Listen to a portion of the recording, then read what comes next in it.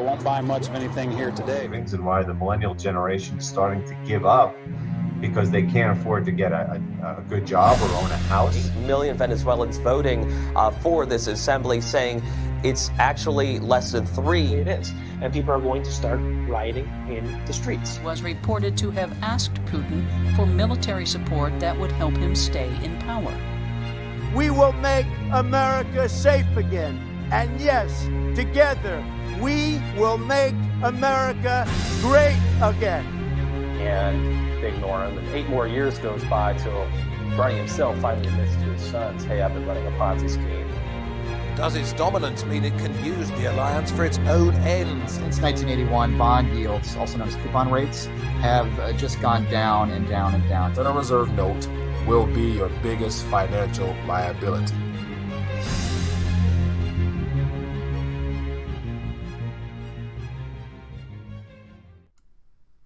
RTD Live Talk.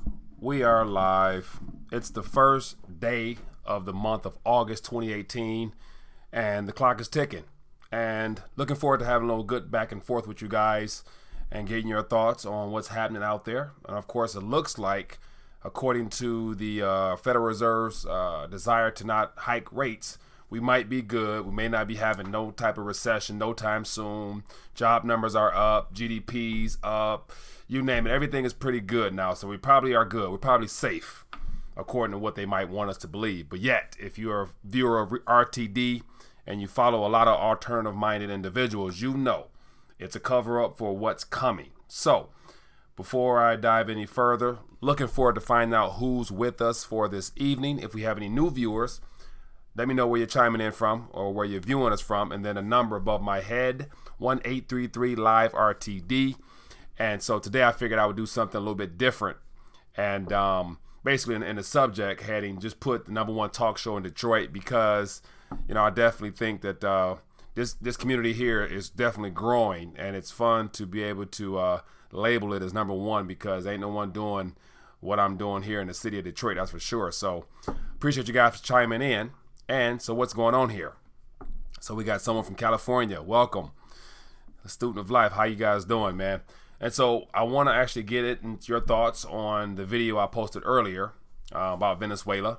If you had a chance to watch that video, what made me decide to share it was the fact that, towards the end of that video, the young lady who is the primary feature in that story towards the end, she talks about, there's a lot of great things that I gathered from her story, is the fact that she went to school to be, I want to say, an engineer or something of that nature, that in her mind, prior to the economy crumbling, had a lot of promise. So she went to school, got a degree, and was well on that pathway to probably a successful career until the economy collapsed and the government did what they, got involved with what they're doing. And so her plans changed. And so she went from being a promising graduate with a degree to basically now smuggling food across the border.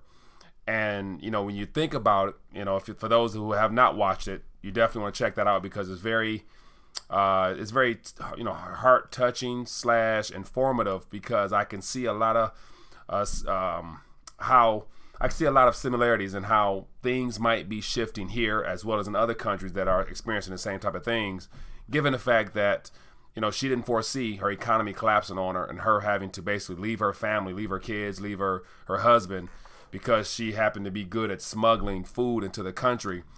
And so the currency is so badly devalued that she's basically risking her future, risking her life, for what is the equivalent of $173. So right, I said $173. So in that story, she takes 24 hours to basically take boat, car, and all types of methods, along with a variety of people, to smuggle themselves into Colombia to basically receive seafood and food of all types of nature to bring back into the country. And so at the end of the day, she gets 500,000 Colombian pesos, which equates to $173. And so as it goes off, she's smiling with all those pesos in her hands. And so the Colombian pesos aren't really any better in a grander scheme, but they're doing a lot better than a Venezuelan bolivar. So she basically was just excited. The fact that she said that, that $173, if you calculate that into dollars, was a year's worth of labor in Venezuela at the rate of exchange it would be for the bolivar. So she does that once a month. And so that's her lifestyle for now. And it's very sad that she has to leave the country to go find something of value, but yet have to do it again. So yeah, man, definitely something you guys want to check out. So it says metals are on sale. Definitely. I saw that, actually saw the price of gold was $12.15 an ounce. Let me check it out. And it says, let me see here. Yes, actually, I'm gonna pull up some stuff here so we can actually get into that, because a lot of people get discouraged. A lot of people who are, who measure their weight in dollar price can be very discouraged when prices dip, but yet dips are always buying opportunity for those that understand and those are in it for the long run. So let me, it says gold, U.S. Mint gold coin sales respond in July, increased 42.9. And so it looks like here the U.S. Mint gold sales rebound in July, increased 42.9% month over month. So a lot of people who are aware, somebody's buying up all these gold coins. So even though the price is dropping, there's people purchasing. That's always a sign that a lot of people are diversifying. It says the U.S. Mint said that it sold 885 1-ounce American silver eagles or silver coins. It says a 103 increase from June. So the month of July, almost 1 million ounces of silver eagles were sold. It says so far this year, the Mint has sold 7.7 million ounces of silver, down 47.5 from 14.6 million ounces first 7 months of 2017. So I wonder how much of the sales of silver being down almost half has to do with people preferring to opt into the crypto sphere by acquiring, cryptos right now that are also in a bear market. So I noticed that Litecoin was down to $77 a coin. And so, of course, had to take advantage of that. So it looks like tomorrow I'll be taking advantage of the metals as well. So, this is a great time to be acquiring, I must admit. It's exciting. But anyway, anybody want to call in? What's on your mind? Just talk. The clock is ticking. We got 23 minutes. And you're on the phone. You're on the air with your boy. So let's make this time of value. It says, time to buy Mr. Metals on sale. Said, I watched you once before, enjoyed the show. Oleta from Rogers, Bunville, Arkansas. Hello, Oleta from Arkansas. Thanks for timing in. Thanks for joining us. Says, moved to Cleveland. Okay. A Cleveland native, not too far from me. It says $173. Yeah, it was very sad. And the look on her face was as if like, man, that gets her through the month. That allows her to put food on the table for her family and all that stuff like that. Yeah. It says, Philman says, gas prices is spiking. I'm projecting in California we will see $5 gas. Wow. Yeah. Gas. Yeah. Usually by July, gas prices are, let me see. Gas prices tend to be pretty high come July, especially around the 4th at times. So we got a couple articles out here. I'll click on them real quick. Let's see what's happening in the mainstream news when it comes to gas prices. Inflation, gas prices, tariffs, squeeze consumers. So yeah, that's another thing. So think about this. We can really be seeing more increase in prices in all areas of consumer goods as we get into this back and forth over the tariffs, because it looks like, it says here, Trump administration threatens even higher tariffs. So as always, what we've noticed that, if Trump comes out and says we're going to put another 100 billion, whatever billion on Chinese goods, all the Chinese do is say, hey, we're going to then put on the same exact amount, 100 billion, whatever you match, we're going to go tit for tat. And at the end of the day, all the businesses are still going to do business. They're going to still send stuff here. We're going to send stuff there. But the problem is when it hits the shelf, or when you go to acquire it with your actual currency, that's when you're going to notice that the price is a little bit higher than they were a while back. And then that's when things really become obvious that, this tariffs may not really be good for us, even though it's good to be renegotiating. But everybody's economy is built upon a lower valued currency.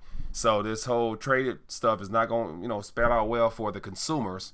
So the taxes will be passed on to the consumers. So expect higher prices for sure. What else we got here? It says auto sales lost speed in July. So it looks like people may not be acquiring vehicles. It says rising interest rates, higher gas prices, falling demand for sedans dent industry's momentum. And so the question will be, only in this country, only in the United States of America, does everyone have some type of conversion vehicle or a flat out truck. And especially here in Detroit, I see Yukons and Cadillac Escalades everywhere. And I'm thinking like a lot of those people can't really afford those vehicles. And because gas prices were low when they acquired those vehicles, they never took into consideration that once gas prices go up, will they still be able to manage? How much will that squeeze out the rest of their little disposable income? So I can definitely imagine truck sales will be slumping pretty soon if they haven't already. And it says U.S. auto sales slowed in July as rising interest rates, higher gasoline prices, falling demand for passengers. It says nearly every major automaker reported a drop in sales. Buyers continue to flock to higher priced sport utility vehicles, really, and pickup trucks, despite fuel prices creeping higher. Damn, that's bad. People want luxury over what they can afford. Higher priced sports utility vehicles, some Escalades. You look good with lint in your damn pocket. But I guess it's worth for some people. So, yeah, man, that's definitely some news out here. That's definitely what's going on. That's definitely what's going on. I personally, myself, I prefer to pay cash for a vehicle. And so I'll save up and acquire it outright because I don't do loans. I don't like borrowing money, man. I tell you. I hate being a slave to the lender. And in the Bible, it says the servant, the slave? The slave is servant to the lender. And that is not a part of the blessing of Abraham. The blessing is nothing on, you're supposed to be a lender, not a borrower. And that's, my methodology. Borrow as less as you can, but you can lend out as much as you need. Trump gave farmers a $12 billion out. What are your thoughts on that? Oh, very good point there. I never mentioned that. And so it looks like the farming industry was hit really hard with because of the tariffs. And so that's the first official public bailout or subsidy that Trump has given out to the agriculture sector. It won't be the last. It will not be the last because you cannot just bail out agriculture, i.e. farmers, and not expect another industry, another sector to also require some assistance.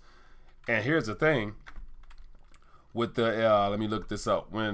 With the bailout or the aid or whatever it's going to be called, once again, here you have an insolvent government that decides to lend a hand or give a handout to the farming industry as if $12 billion is really going to make that much of a difference in the, total revenue of these and operations of these companies, given the fact that they're going to just basically probably get through the year, but yet this tariff situation could get worse. Then they're going to need some more help. And so, how much more will the agriculture department need to help off these farmers is going to be the question.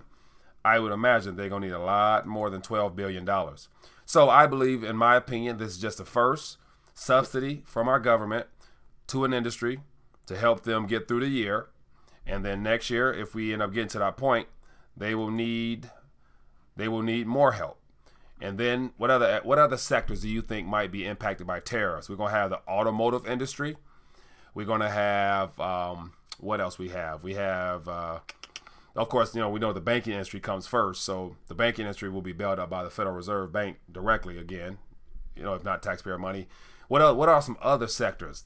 I'm drawing a blank right now. What are some other sectors? It says Trump $12 billion bailout is no remedy for farmers caught in trade war. Yeah. Angers some lawmakers. Says additional subsidy angers some lawmakers and could cause problems at the World Trade Organization. You don't think. Yeah. So the question is, whose back is he scratching in this farming sector? He's scratching somebody's back. Let me see here. It says, to justify tariffs on China, it relied on Kennedy-Nixon legislation. The administration is using 7-year-old Truman-era laws on energy. It says the bailout and work on additional tariffs on so much as $200 billion worth of Chinese goods contrasts sharply with the Trump administration talk to a zero tariff. Yeah, so it won't be the last. It won't be the last bailout. Put it like that. That's the best way of looking at it. There will be more to come. I'm interested in what sectors will follow next. What sector might be next will be the question. What will be the next one? It says potash, farming, clothing sector. Now, when it comes to clothing, I don't really think we make, or especially we don't export a lot of clothing because we don't have much of a manufacturing base here, because all the tags on your shirts don't say made in the USA. They say made in somewhere in Central America or out in the Middle East, Indonesia or Thailand, in that area there. So I don't think the clothing area will be impacted much. It says, here's in San Fernando Valley, prices are higher, the squeeze is on.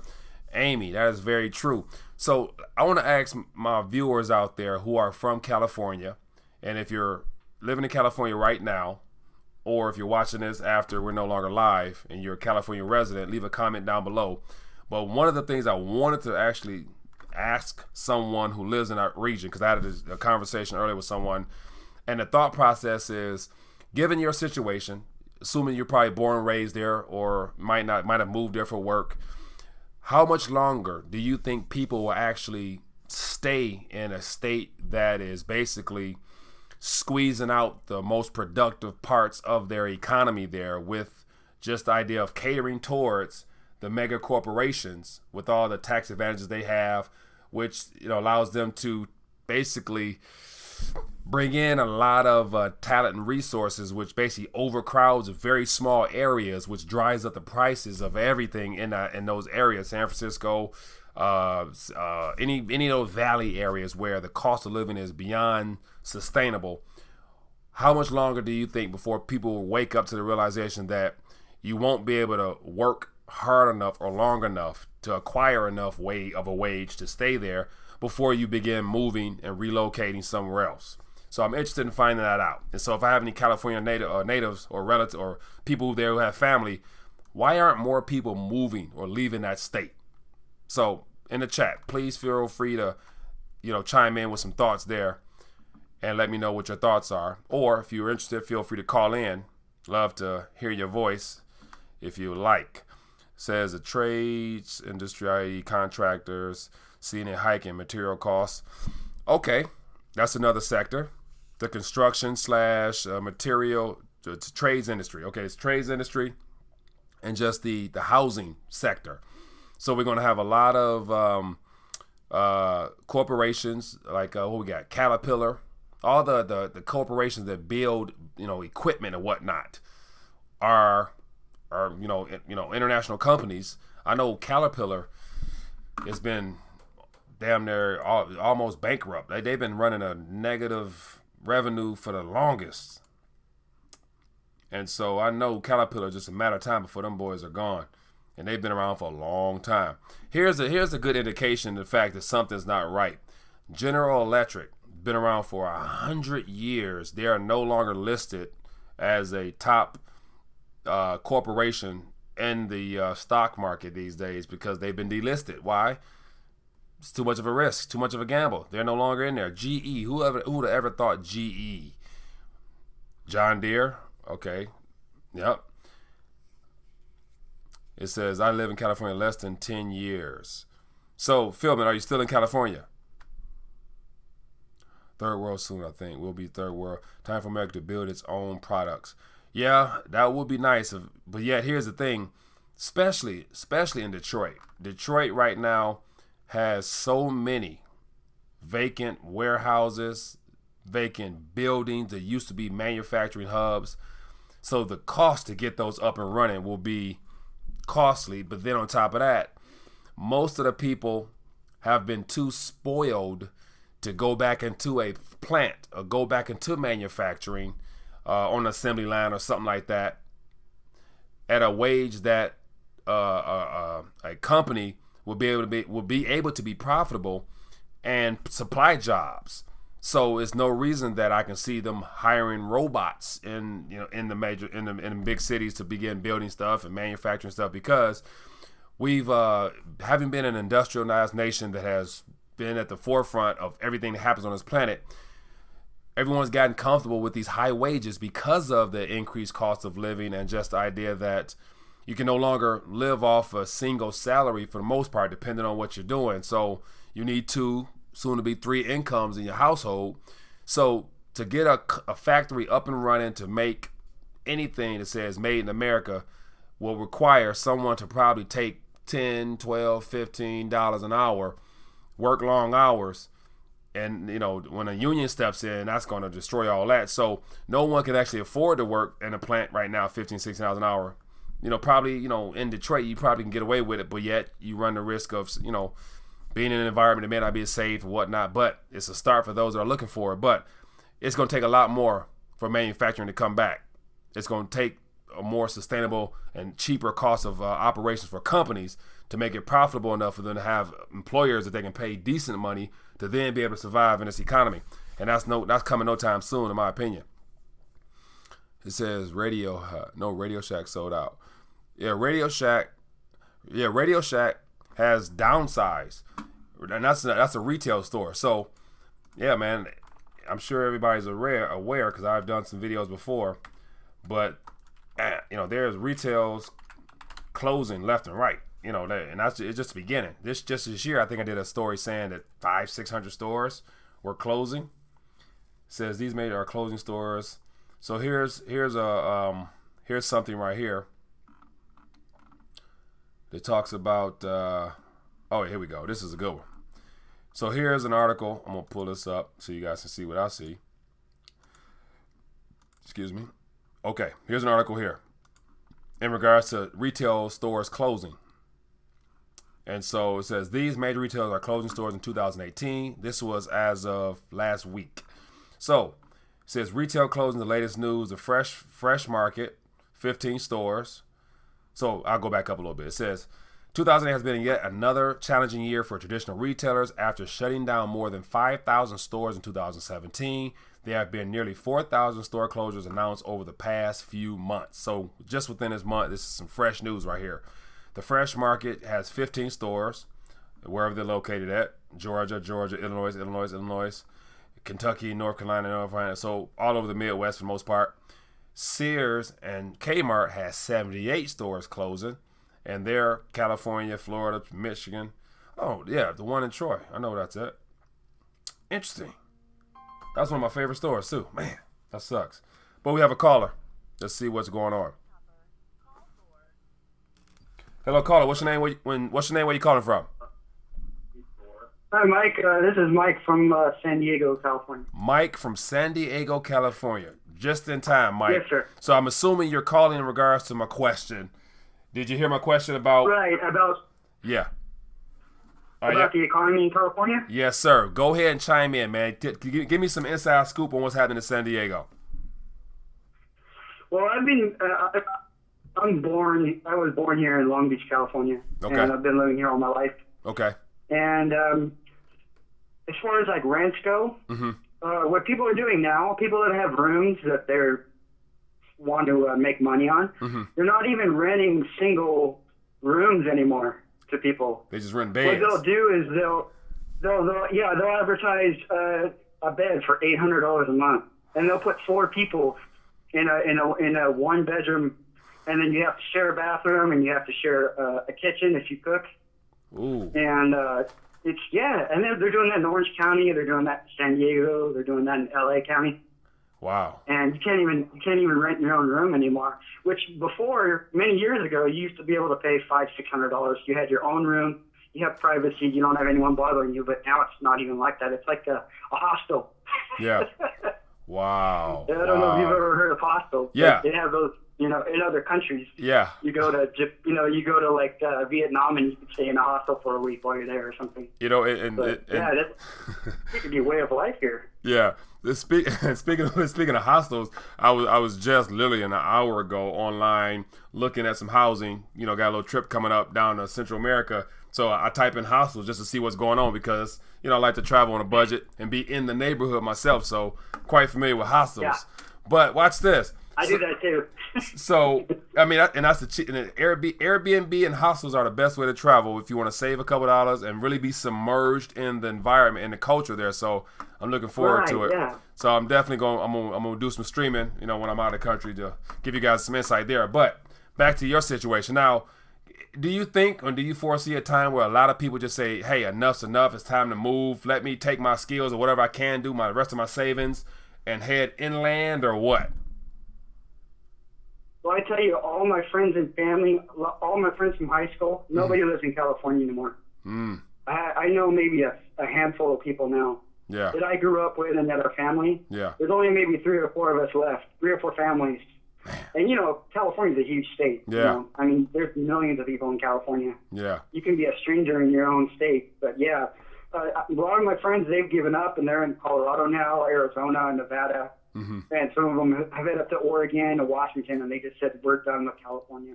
Too expensive. You know, you don't get paid enough. Yeah. You know, like you were talking about, you take 2 or 3 jobs in some cases. Yeah. And I just...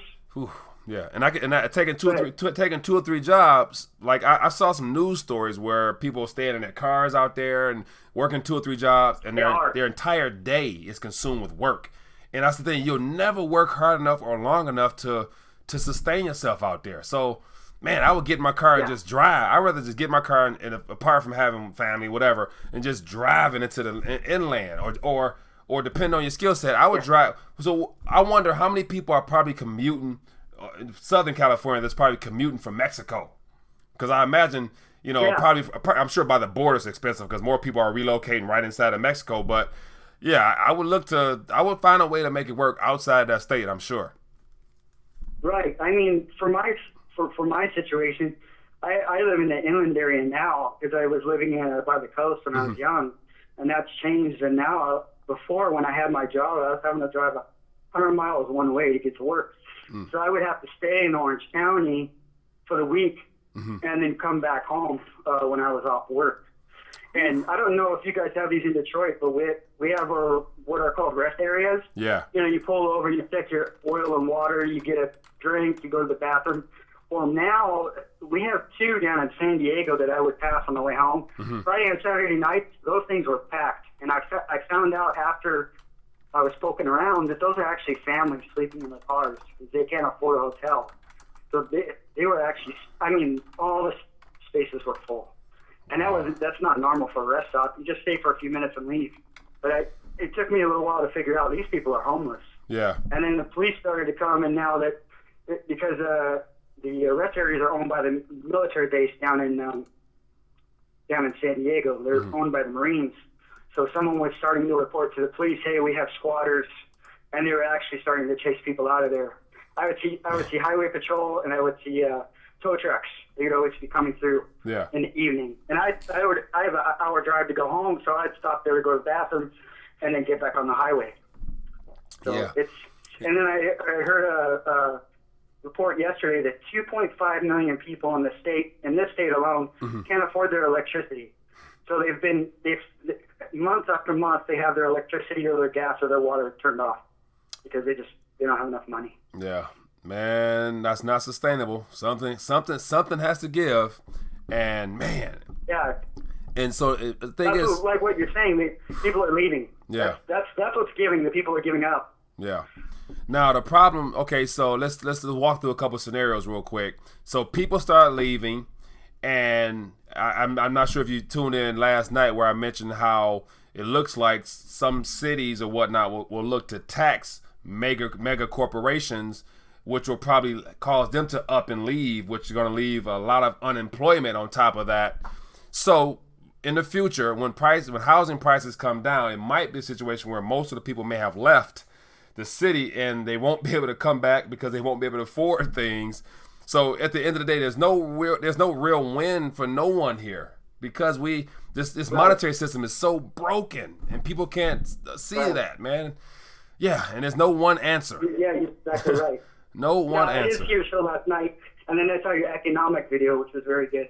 Yeah. I mean, the way it is here, we'll have like an Pollo Loco or Burger King or Taco Bell or something open up, and sometimes they'll disappear within a month. Really? And that's not by accident. Yeah. It takes 10 years for something to be approved to be built in California. Well, now the economy's so bad, I'm sure that everything was paid for. So by the time it's all built and they get employees in there, they figure out, man, there's no economy here. Yeah. We're going to have to close this location down. And now they just wasted the money on purchasing the land and then funding the project. Yep. Now you have another empty building. Yeah.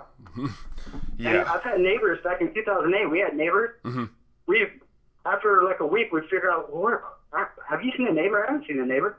They abandoned their homes, and there was houses full of furniture. Yeah. Our neighbor next door to us left a couple cars in the driveway.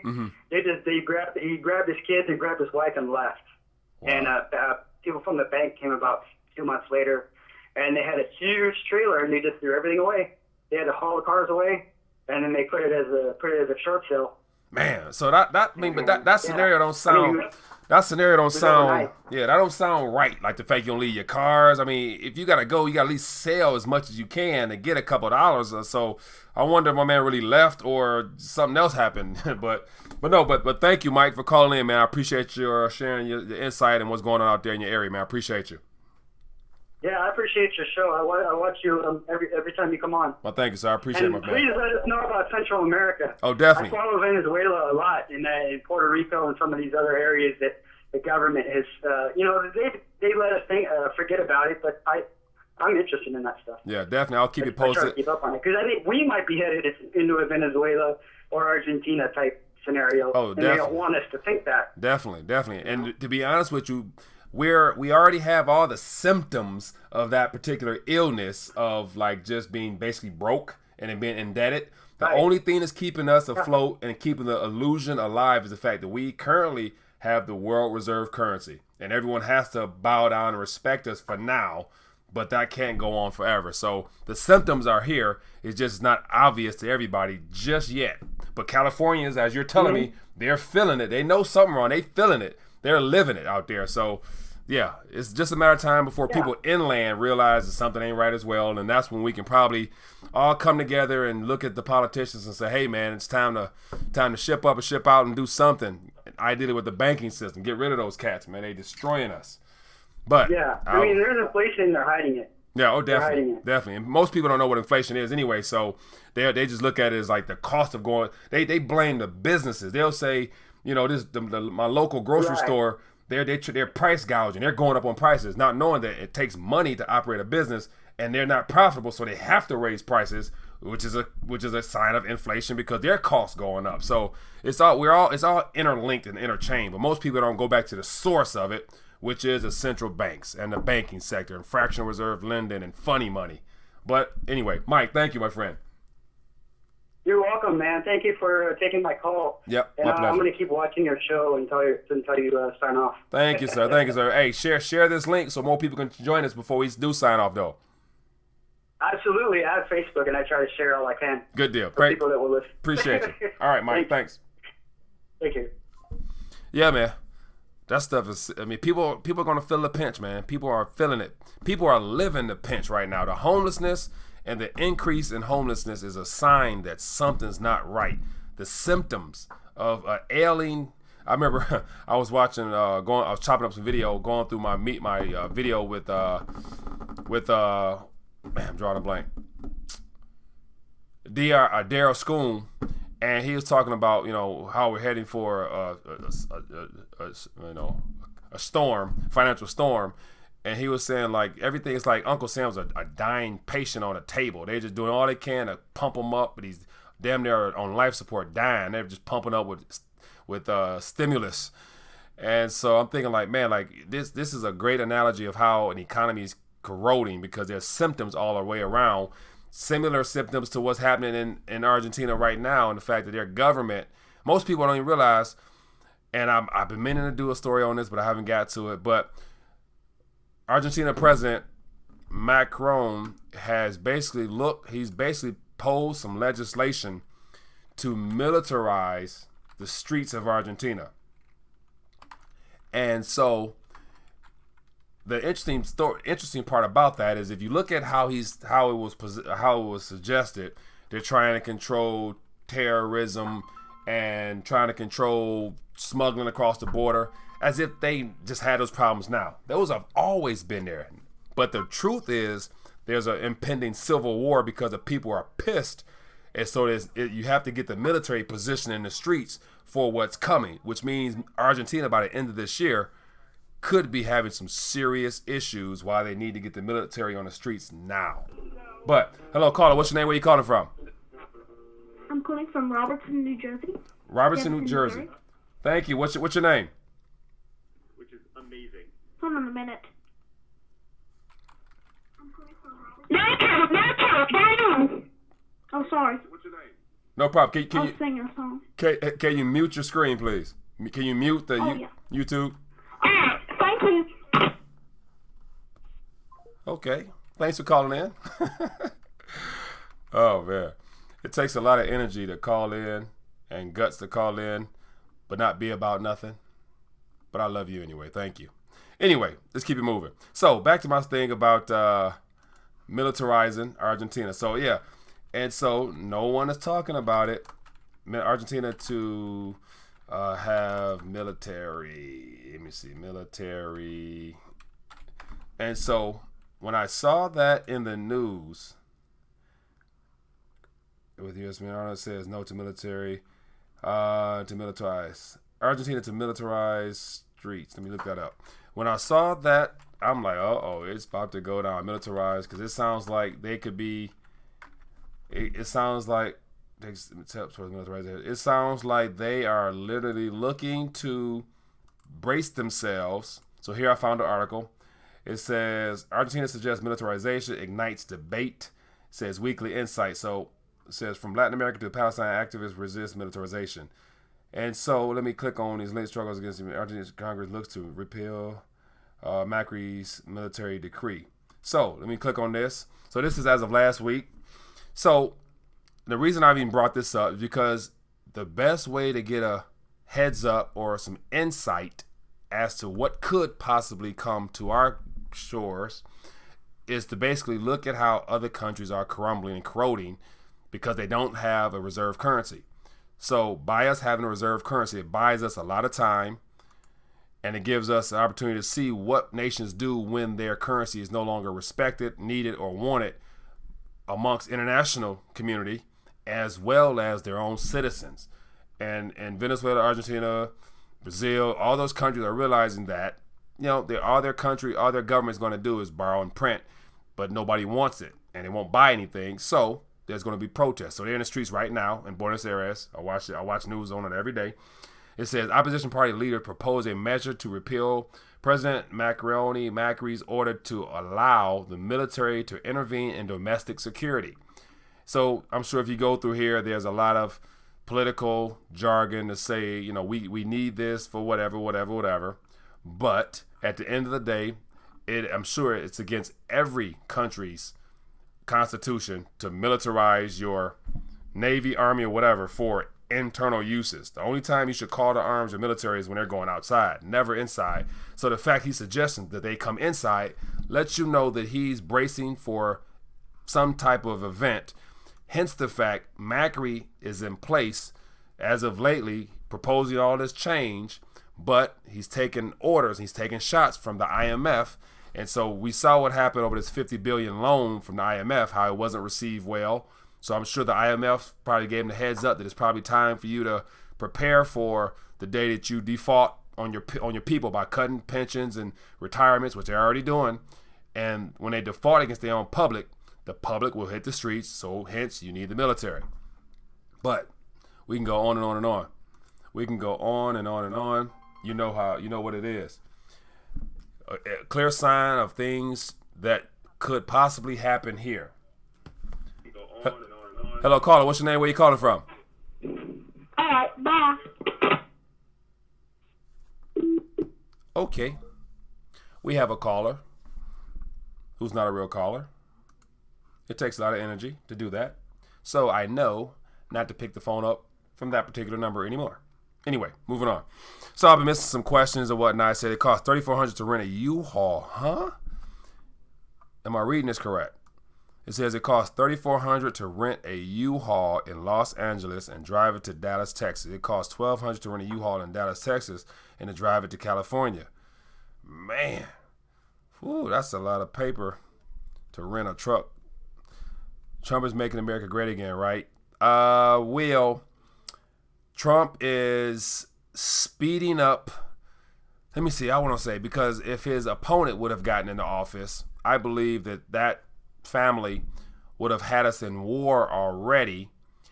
And so I believe that the efforts put forth by this current administration to shake things up is needed, because everything done up until this point has been in favor of the globalist movement and to remove borders and to push us to a one world type of system with all these bodies of all these governing bodies and unelected people who are making decisions on our behalf. So I think the disruption by this administration is probably a little bit more painful now, which is needed, as opposed to drawing this thing out and nothing coming from it. So with that being the case, I would imagine that, we're not at war. And if we somehow out of this deal can walk away and we can see Trump and Putin shake hands and come to an agreement to remove these oligarchy families and disrupt the banking cabal, then we might be on to something. But it's a long shot. It is a long shot. It says people that live in Harper Woods, Detroit, I'm going to be rushing back to Detroit when the dollar collapses because they're not going to be able to afford $300 mortgage. Yeah. Harper Woods, yeah, not say Harper Woods. Harper Woods, that's a little bit west. You want to go, so across I-94 is Grosse Pointe. And Grosse Pointe is where you'll find, I'm sure it's real nice in that area. The Harper Woods part on the west side of Harper Woods are smaller houses, overpriced houses, but yeah. So Tony B, you also know your territory. It says, what Detroit got in water every time I listen to you? You always sound sick. Snow White and the Seven Dwarfs. No, I don't know Snow White and the Seven Dwarfs. I'm not sick. I'm good. I've had some sinus issues that happened when it happened as I've gotten older and I slow down a little bit as far as being active in the sports realm. I noticed that my body starts to tell me things that I have to respond to, but I've had some congestion issues, but I'm all fine and good, Lolo. Appreciate you for your concerns. Baby boo. It says, yeah, still too much government. It says Iran will be the next war. Yeah, man, it looks like that's the case. What really concerns me is the fact that Iran was on the U.S. Hit list well prior to Trump. So the question is is Iran really that much of an enemy simply because they refuse to go play by our rules? So we say that it's of national interest that we must go over there and to do what? Using the idea that we don't want them to secure nuclear weapons, but yet every country around them has nuclear weapons. So I'm more than aware of the whole, the ideology behind that Middle Eastern area and how war and terror and jihad seems to be the prevailing mindset for a lot of distorted, individuals in that area. But to tell them that they can't have nuclear weapons or nuclear power, why is that our fight that we're trying to, why is that our battle, our fight? Why not let Russia or someone else, go through all that headache and save us a couple dollars? So I would prefer if we, stepped out of those affairs there. But it's good to say that we may still dip our nose into those people's business for whatever reason. So don't know, but I'm not gonna really get into that. You get let me see, who's that? Get an airborne. It says, let me see. I saw somebody get an airborne truck. Let me see. Colonial silver spray in your sinuses will clear up any. Yeah. I mean, apart from the comment there, I don't really pay it no mind. It's nothing that bothers me. I feel just fine. But I'm more aware of Colonial Silver. I've actually had some of that a while back, yeah. It's the entire state of California is falling apart. I do agree. Try Boswellia, Turmeric, Organic, Pea Safety, take care of sinus. Also sinus clear and clear lungs by Richard Crest. So it looks like now. So, all right, so everybody lay the sinus stuff on me, and I'll experiment with it or keep it for the wintertime when I might need it most. Colloidal silver is good. Yep, and what I remember, I had some drops. So yeah, I don't mind. I'll touch that again. Issues guaranteed. Clear up all issues guaranteed. Yeah, man, I appreciate you guys taking care of me like that. So yeah, so if no one calls in with some seriousness, we're gonna call in today. It's been good. We've been talking now for a couple minutes, and so if you just joining us, just tuning in, make sure you watch that video that I posted earlier about Venezuela. It'll definitely give you a little more insight into what's happening there. When I came across that, I knew I had to share it. And so then I share that video with more people so people can see what's going on, because a lot of people, unfortunately, don't know what's happening in Venezuela because they're caught in their own world and, full of entertainment and being distracted, but not really making any preparations for their own livelihood, given the fact that things are happening on the coast all around us. It's getting more expensive. So say, for example, if all those people decided to move inward, that's going to cause a little higher situation inland. So everyone's a part of this whole restructuring / whatever is happening now. So it's definitely something we got to help more people become aware of. So if you guys enjoyed our conversation tonight, give it a thumbs up and share this video so more people can find out what's going on. And let's try to grow this show. I would love to get more viewers when we live streaming, so we get more people calling in on a serious note and go from there. So it looks like we have a call. I'll take this one. It's from a different number. Hello, caller. What's your name? Where you calling from? Hey, this is Jeff from Florida. Jeff from Florida. Hey, Mike, how's it going? I'm doing good, my friend. What's on your mind tonight? Good. Hey, I wanted to make a comment about that video that you posted earlier about the people in Venezuela. Yep. And I was just looking at the video, and, we were talking about people that were living in a third world country, and it just kind of dawned on me, the lady that was in the video, she was talking about, I have this degree to be an engineer, but the only occupation I could get is, like, smuggling fish across the border, Yeah. So I was looking at that, and I was thinking about what's the big difference between a foreign country whose inflation is sky high versus us here in America. That it just hadn't hit here yet. Yeah. But with America being the global currency of the realm, there's more dollars outside the United States than there actually is inside the states. Yep. So I just feel like what's going to happen is all these extra dollars circling throughout the globe. When these other countries don't want it anymore, when it comes back here to the United States, we're going to start seeing some massive inflation here sooner or later, Yeah. That's one scenario, which it probably won't be all within the same small time frame. So it might be within a year or two. It'd be progressive, but we'll feel it a lot sooner. Right. But then also on the other end of that is that given this next little hiccup, because right now we see all the volatility in all these markets happening, and so as a response to any type of correction, the Federal Reserve is going to cut on the spigot, and they're going to start monetizing. Our government going to respond by subsidizing some type of sector, or to pump the people directly with universal basic income or whatever, which is going to add to the money supply. So just any way it go, whether they come back or we increase it here, it's going to be a problem regardless. There's no way around it, in my opinion, because all those digits aren't just going to disappear. So what should people do to try to prepare themselves? I mean, should you think that they should focus on getting storable foods and guns and ammo, or should they just stack up on silver and gold? Or, like, what's the number one thing that you think the people should focus on, when this whole paradigm switches? Oh, man, very good question. And so my first advice is not going to be what you might think it will be, but it's going to be spiritual. You have to really, in my opinion, this is just me, I think the greatest currency and your greatest asset is your faith, and more importantly, my faith in Christ. So I'm more interested in just realizing that, spiritually, you have to have a foundation.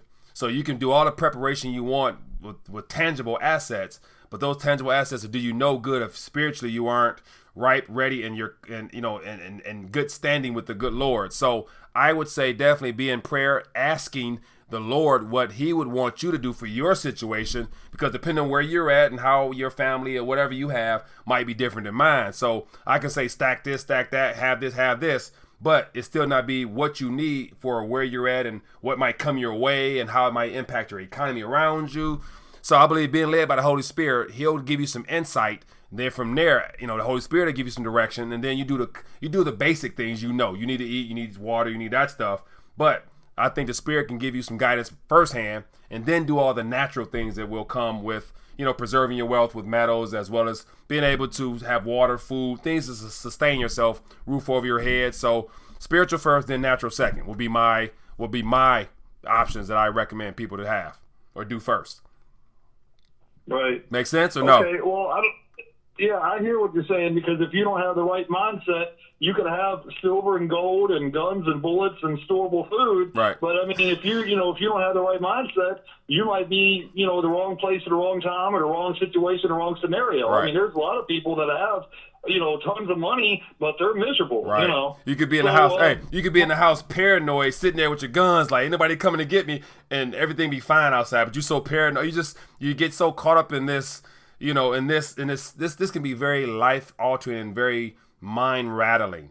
The Bible mentions be of good courage, be of good faith. Don't get all upset because it looks like you don't have faith if you all shook up and concerned with what's going on. Things are bad, true, but God already knows what's going on. He already gave us the ins and outs of what's happening. And if you're a believer and you read the back of the book, you already know how things gonna end anyway.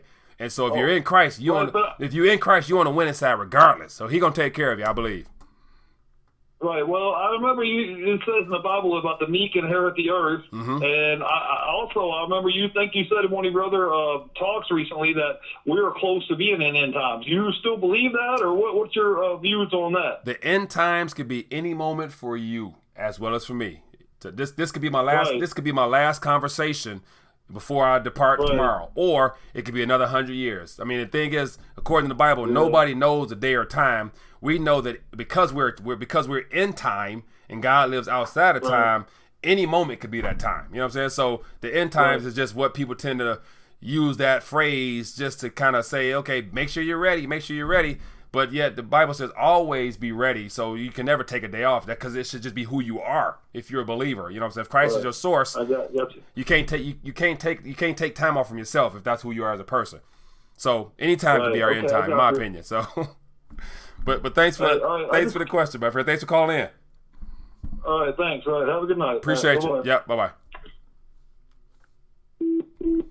Very good, very good, very good. So once again, everybody, appreciate you guys for chiming in.